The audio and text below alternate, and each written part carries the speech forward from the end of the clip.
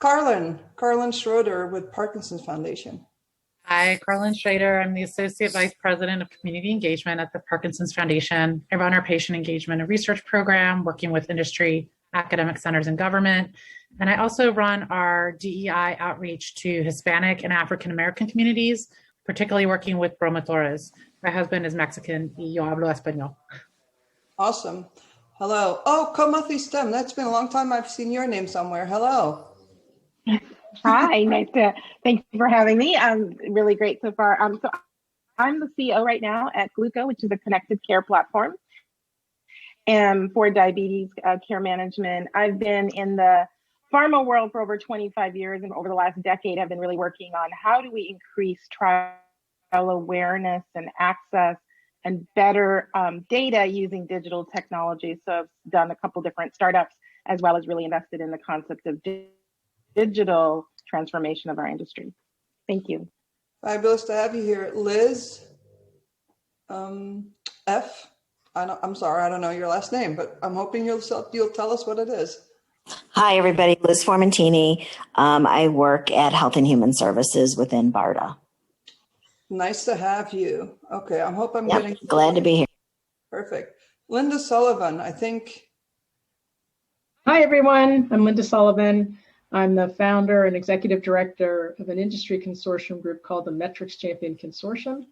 We are thinking with both sponsors and vendors and other stakeholders about, how do we measure diversity, but really more importantly, how do we create measurements that provide the right behavior and incentives that we're looking for. Looking forward to this conversation. Great, nice to have you. Michelle Tarver, you're next. So I'm Michelle Tarver. I'm the Deputy Director of the Office of Strategic Partnerships and Technology Innovation at FDA Center for Devices and Radiological Health. Our portfolio includes patient science and engagement, digital health, Center of Excellence, as well as cybersecurity. And we're actively involved in our COVID-19 response for the center. We actually lead that both in the diagnostic space as well as in some of the treatment devices that are used in its management. And I'm happy to be here. We also do a lot of work in diversity and inclusion and lead a lot of the guidance efforts out of our center that are related to those topics. Great to have you. Okay, like I said, the names are moving up and down. So I think Ross McKinney, I'm going to call on you. Okay, I'm Ross McKinney. I'm the Chief Scientific Officer for the Association of American Medical Colleges. We represent the 150 plus American MD granting schools and the academic medical centers that are affiliated with them, about 400 or so. Fabulous. Great voice to have in on this conversation. Silvia Borenango. Hello, everyone. Really nice to be with you all. I'm a program coordinator for PFMD, which is Patient-Focused Medicine Development, and we actually aim to transform the way we understand and engage with patient globally throughout the medicine's life cycle, but also beyond that. I already know some of you, and it's really great to be here today. Great, nice to have you as well. And I think you're joining us from my hometown in Brussels. So anyway, Teresa Wiseman, I think, is the last person we're calling on. If I've missed somebody needs to tell me, because like I said, all these names have jumped around. But Teresa?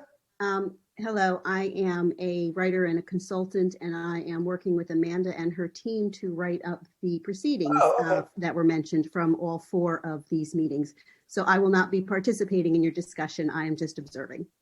Okay, well, you'll have a Herculean task ahead of you if you're trying to capture these discussions, if it's anything like last time we had it. All right. So then let's dive in and talk a little bit about what we might look at as 1 or 2 short-term tangible goals and measurable goals so we can have a more person-centered and inclusive clinical trial enterprise for the next 5 years. So that's the halfway point between the 2030 where we're getting. There's a couple of goals on the screen to consider. One is around strengthening the workforce, and the other one is investing in communities-based participatory research. I think the previous speakers have talked to this a little bit, but I would just like to open it up and see Are these goals the ones we'd want to go with? Is there another one that we should consider based on the group that we have and the interests that you have? I think we have fabulous representation. So I thought the original speaker, the opening speaker from PCOR, or the patient investigator, made a really interesting point around, do we actually really need to rethink data sharing practices? And what we think we're protecting the patient from is actually creating enormous hurdle in the whole process. thanks, Kamathi. And I'm not sure if we're just gonna, if you want to say something, if you can raise your hand electronically. For some reason, I'm not seeing that option. Is that an option in this breakout session? I'm just trying to, if people if you click on participants at the bottom, and there is a raise the hand feature. Okay. You may also see it under reactions if you're. Okay, that's me. Oh, that's where it is. All right. So thanks, Kamathi, for opening it up. And you have a question? Oh, that works well. Perfect. Yeah, no, I actually wanted to build a little bit upon it because I think to invest in the community and the relationship is probably part of the community-based participatory research. But as Megan said, really having patients engaged from the start, and I think some of the members of this group can speak more specifically how to do that, on what their priorities are, on what the outcomes of interest to them are. They may not, in fact, be ones that drive the clinical trial enterprise or that FDA may accept as validated outcome measures, but their inclusion. It's really cultivation of that relationship. And our experience has been bringing them in even to develop the question would be very helpful. So I think, I don't know if that fits within the community or whether it gets more in terms of the explicit engagement as you start to contemplate any research effort. I think that might go in the techniques in the next session that we're going to be talking about. So we'll put it there, but that's a really good comment because these goals are nothing if we don't have ways to get there. I think this is more about figuring out the goals. Yeah. And if you could use the reactions, that's really helpful, or wave, now that I see everyone, then I can kind of call on you. But you can unmute yourself, assuming it's kind of quiet where you are, and we can just have a conversation. Carlin, I know you've done a lot of thinking around some of this. Do you have any thoughts around workforce or community-based participatory research? Yeah, thinking about the best thing to add here. We're still thinking about our strategy of the foundation about workforce. I don't know that I have any direct thoughts on that, except to say that we agree it's crucial enough that we need to build this out. I don't know if this will exactly answer our question here, but in regards to community-based participatory research, that has been one of my strongest feelings about our work with the promotores, is that we are preparing them to teach their communities about research. But I want to be preparing them and their communities to engage in research, to do community-based participatory research, because the studies have shown that that builds trust and eventually engages people more to enroll in trials. But also, to the point we've all been making, the community should be directing research from the very start and setting priorities. So I do think that this is a key point. And I think the issue within the issue is, what does engage these communities and support these communities really mean? We all know how important it is to identify the community leaders and build trust, but what are we partnering with them to do? And that should come from the community. I've developed my thoughts on this based on what I've learned from the promotores in 18 months, but what are we really preparing them to do, and how are we partnering to break down the barriers to be able to do it? So Silas and Elena, I feel you may have some thoughts on this.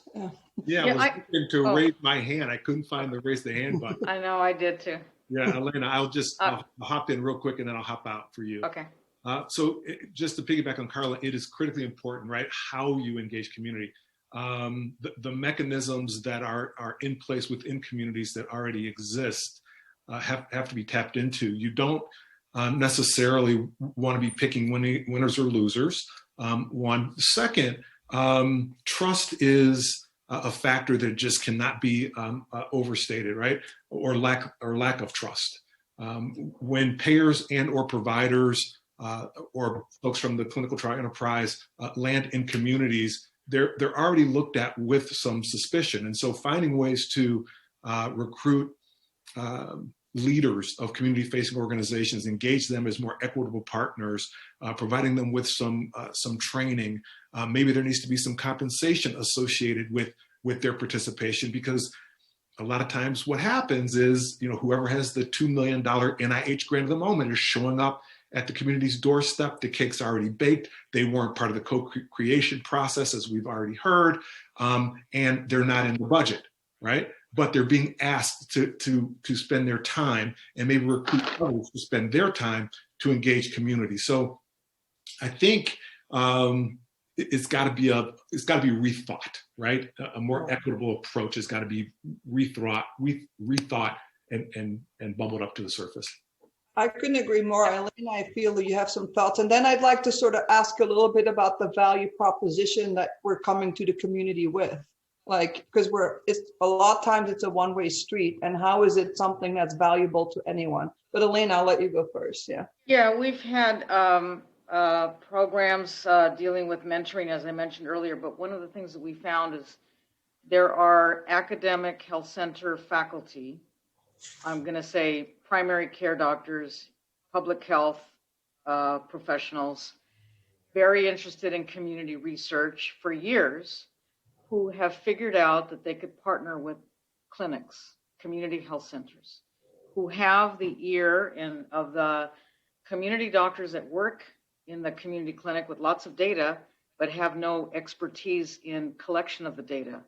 So if you can marry the academics with the community clinics, that's one way to build a research that's community-based, using, with patients that trust their community clinics. The other thing, though, I think that has to happen is that for clinical trials, the large academic health centers, again, that get thousands of clinical trials, have to be able to link to the community doctors, which is the primary care doctors, that are not associated with the academic health centers. But if you look at them as a community, maybe they're with a community hospital, a medical group with community hospitals, or they're in a mom and pop, or I'll just say an independent medical group. But again, they have to have the resources, and here's where the public-private partnerships come in. They have to have the resources to develop the data collection and the staffing and all of that. And the community buy-in, I think, is something that hospitals have just started to do with their health assessments.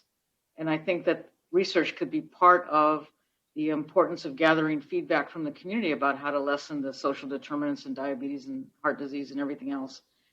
So I think there's a whole way to focus on building partnerships. I'll just say that. And it takes leadership. And I really do think that there needs to be a focus on leadership development, because there never has been in the minority communities or in these communities with large minority populations that you want to include in research. There's no minority leaders. Whether they're doctors or not, with promotoras, there needs to be that training to link to the big, not academic people at centers. Barbara, I'm going to ask you to weigh in on this, and then maybe we can switch over to workforce for a few minutes and into the techniques. Barbara, you have any thoughts? I know you've done a ton of work on this. So I have so many thoughts, it's hard to choose. So first, just to be a little bit controversial, I do think it's important to really be thoughtful about when we say community, what we mean by community. That, even in one community health center that I'm working with now, there are 10 different, as it were, micro communities, each of which get their information differently, each of which have different trusted observers or spokespeople. And I know that we all mean that when we say community, but I'm not sure it translates with the kind of definition and nuance that we should be thinking about as we go forward. So that's one thing, and I know everybody would agree. The second is I do think that we need to think through the some of the barriers that exist, which include things like whether or not the community health centers or those trusted sites of performance need things like an FWA to participate in federal research. And I personally am on, hell-bent to change that. But, getting a group like this to endorse the fact that we've put up barriers that are not particularly helpful in terms of achieving the aims that we want would be worthwhile. I do think having metrics is incredibly important, and we should talk through what kinds of metrics those should be, because indeed having metrics that lead one to believe that we are incredibly successful early on, like a quarter over quarter, we got 100% increase in such and such, could be a trivial number of people, but 100% increase. And we really want to be careful that we've got the long view here and a really foundational, important change. I do fully agree with the importance of sort of the mentorship and affiliations that we're talking about that Elena brought up. But I am concerned that the community health centers, the trusted sites, the places where people get their care and would go are not really part of the major conversations now. They're not organized in a way that makes it easy to, sort of access, at least that I've seen. I do think that we need to do a much better job of understanding literacy and how we communicate. And, there are efforts on that score as well. And this idea that we should be linking a 20% institutional, liability document with an informed consent experience has to be changed. And some of those things I think the government can help us do. And, we should be thinking about how we want to move forward on this as well. So, I could continue, but I really do think that there are a lot of very important measures that will take cooperativity and sort of a common goal, including that of education, but that we need to be very thoughtful about making sure that we're answering the questions that the community has, not answering the questions that we want them to know, because that's not going to help. And at least we've done some work now on a sort of common.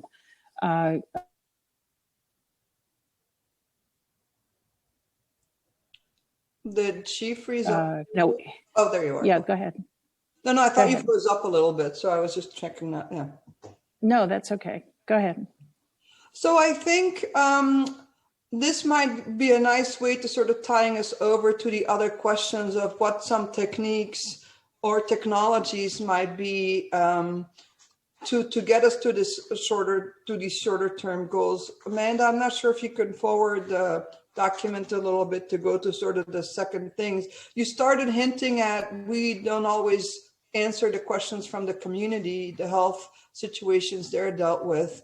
Goes back to, I think, the value proposition of creating something that's helpful for the researchers as well as for the community. Any other thoughts? And sort of including, it kind of goes straight to including patient populations from the beginning, when you're developing a question. Any thoughts on that?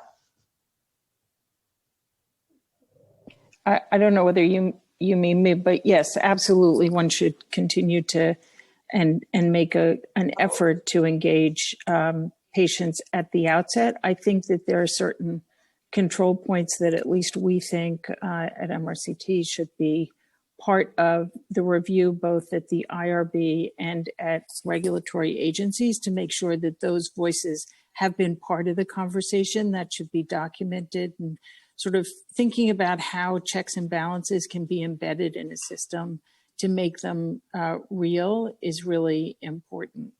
I do think that one other thought, which is to really think through when and, sort of under what conditions this is, each of these things are more or less important. And at least in our thinking, if you're doing a first in human or an exploratory study, it's very different than doing a phase 3 study and very different than doing a vaccine study. Yeah.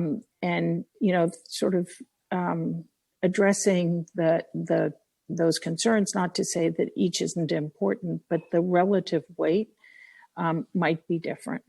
I couldn't agree more. And Linda, it looks like your hand is raised too. And Anne, I saw your hand come up and down. I don't know if that was an old hand or a new one, but okay. So we'll first do Linda and then go to Anne. Yeah. Yeah, I think the whole, what are you going to measure? A short term and longer term and intermediate measurements are really important. And one of the things that I've observed so far is there's a lot of effort to look at how, what does our current diversity profile look like if you're a sponsor? In terms of your trials, how do we compare to our peers in terms of similar therapeutic areas? But I think it's completely missing the idea of it really should be normalized and relative to what the population looks like in that area. So I think making sure that we are thinking about collecting and have available to folks information around the prevalence of various conditions by these various minority populations, so that you can see, well, is 11% good? Well, it is if 15% of the population that has that condition is that, but if it's 75%, it's not good at all. And so I sort of find this lack of relative normalization a bit troubling, and it may be that we just have to expand the way we think about, what is it we're striving for? Because being the king of the crap pile compared to your peers is not really getting us as an industry where we need to go. Yeah, the fit for purpose, I think, is important here. Anne?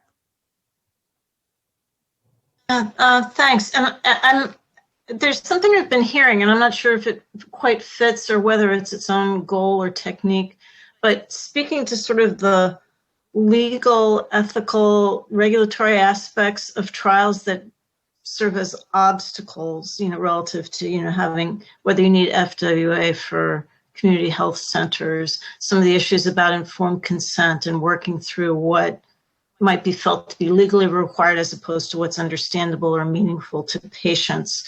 Some of the issues we've bumped up against with IRBs in our studies, because we have a very explicit policy that patient stakeholders be compensated, and IRBs get very confused about this. So I don't know if this is getting into the weeds or if it is a worthy topic to put. I couldn't quite fit it into these two different areas of goals and techniques. So I put it out there. You can shoot it down or see if it deserves any further development.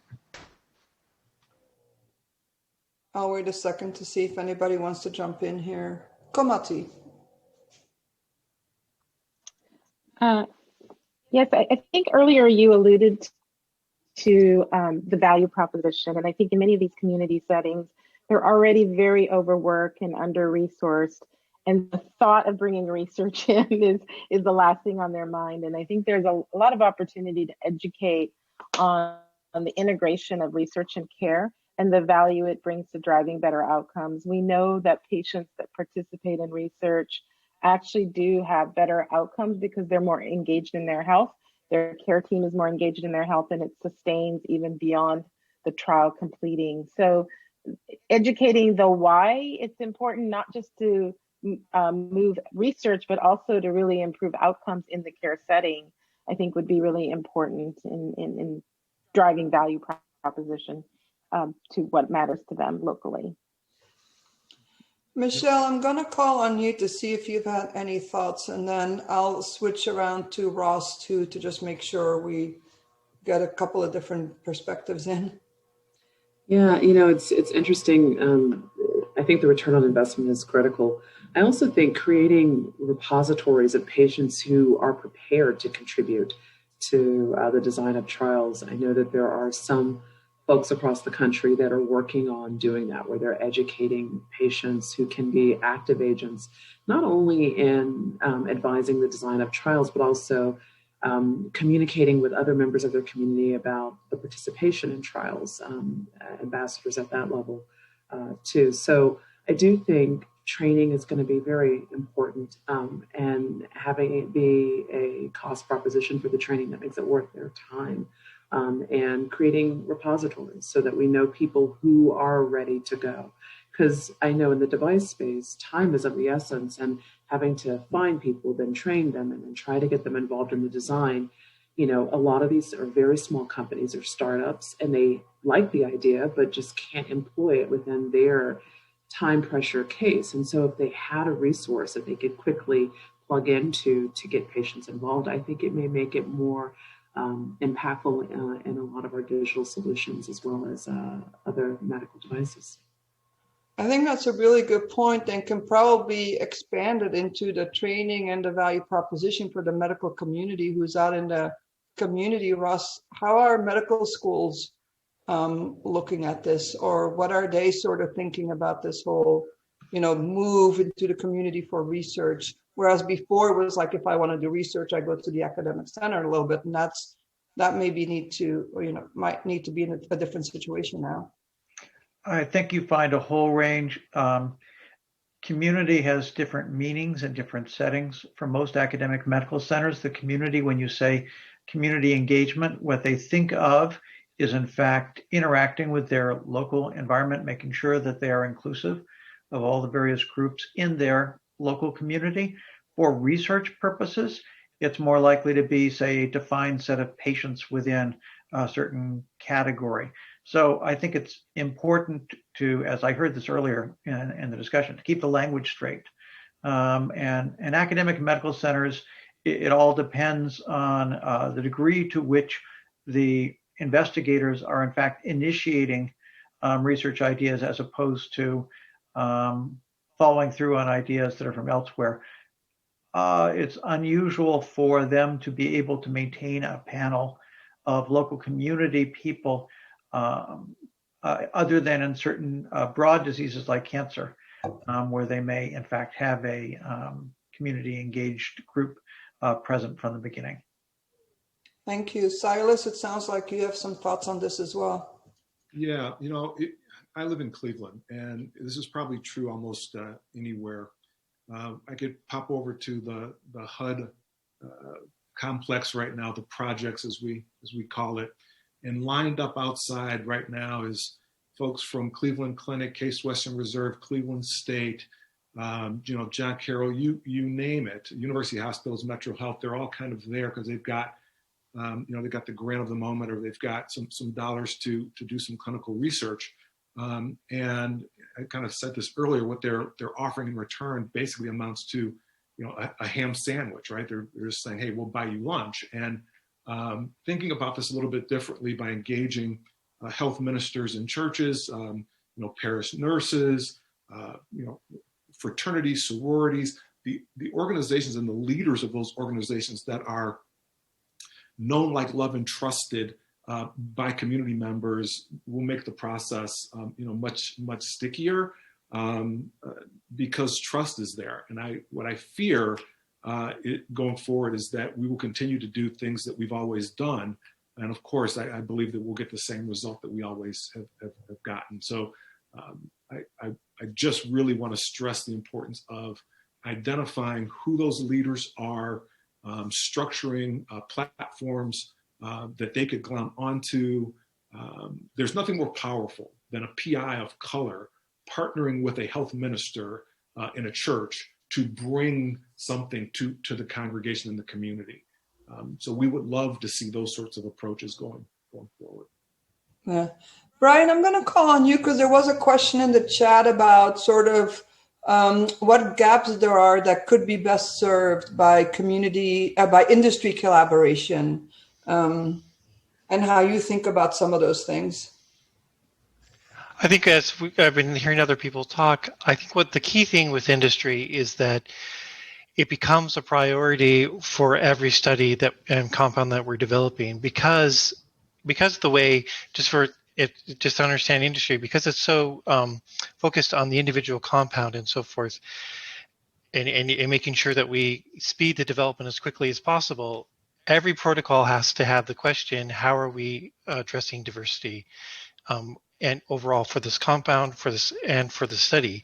And what we're finding internally is that because even our analysis and data are so focused on compounds, we're having trouble bringing our data across so that we can really see and do metrics across how are we doing diversity across all of our ongoing clinical trials. We can look at past, but that's what we're struggling with now is how do we do that by still honoring privacy rules and legislation, and how to move them before. So I think there's an understanding there that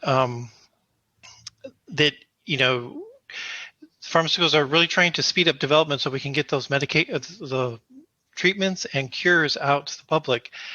And how can we, the interaction is that there is a lot of, I guess, there's a lot of work that needs to be done for us to really make this a priority and have the data at hand so that we can make the right decisions. Right, and I think we're about to be zoomed back to the general session. I do want to put in one little plug for a city project that is looking at increasing diversity at the organizational level, which is a little bit what you were talking to, and sort of the return on investment, not just financially, but scientifically and culturally as well, that needs to have for it to become a sort of general thing and what that might look like.